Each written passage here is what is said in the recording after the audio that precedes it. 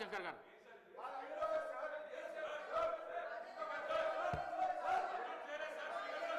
Speaker sir, speaker sir, ఎంతమంది లేచినా speaker sir,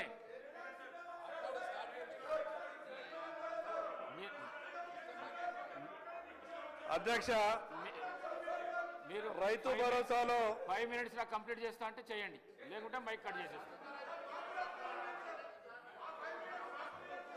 speaker sir, speaker sir, speaker sir, నిజంగా వీళ్ళకి ఇంట్రెస్ట్ ఉంటే డైవర్ట్ కాకండి. 10 రోజులు హౌస్ పొడిగించండి, అన్ని అంశాల మీద చర్చ పెట్టండి.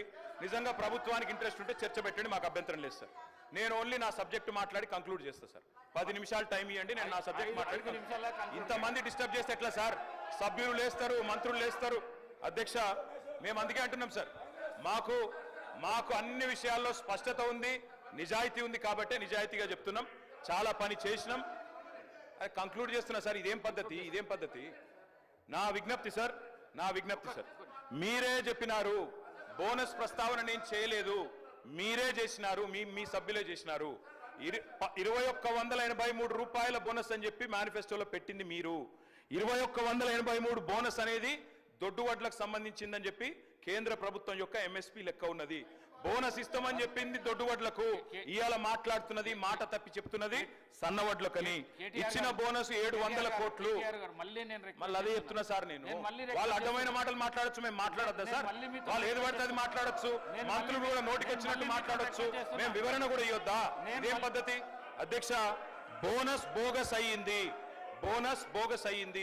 700 కోట్ల బోనస్ ఇచ్చి 7600 కోట్ల రైతు బంధు ఎగ్గొట్టిన మాట ఖచ్చితంగా వాస్తవం. ఇది రాష్ట్రంలోని రైతులకు తెలుసు. అందుకే అంటున్న అధ్యక్ష, రుణమాఫీ ఉత్తదయింది, బోనస్ బోగస్ అయింది.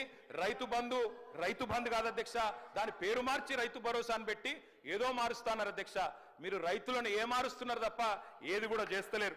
అధికారంలోకి వస్తే తొలి క్యాబినెట్ లోనే రైతు భరోసాకు చట్టబద్ధత, 6 గ్యారెంటీలకు చట్టబద్ధత అన్నారు. తొలి క్యాబినెట్ జరగలేదా ఇంకా? లేకపోతే తొలి సంవత్సరం దడిచినా కూడా ఒక యాదికి వస్తలేదా? మీ రాహుల్ గాంధీ గారు చెప్పిండ్రు, ఏడబైంది మాట అని అడుగుతున్నాం. అధ్యక్ష, ఇంకొక మాట అధ్యక్ష, ఈ కాంగ్రెస్ పరిపాలనలో గత సంవత్సర కాలంగా రైతు బతుకుకు భరోసా లేదు, రైతు భూమికి భరోసా లేదు. పొలంలో ఉండాల్సిన రైతులు ఇవాళ జైళ్లలో ఉండే పరిస్థితి అధ్యక్ష. ఆనాడు ఎప్పుడు ముఖ్యమంత్రి గారు గద్దరన్న న్యాయ చేస్తూ ఉంటారు. గద్దరన్న ఒక మాట చెప్పిండు అధ్యక్ష, దుక్కులు దున్నే రైతులకు బేడీలు ఎందుకురో అని పాట పాడిండు అధ్యక్ష.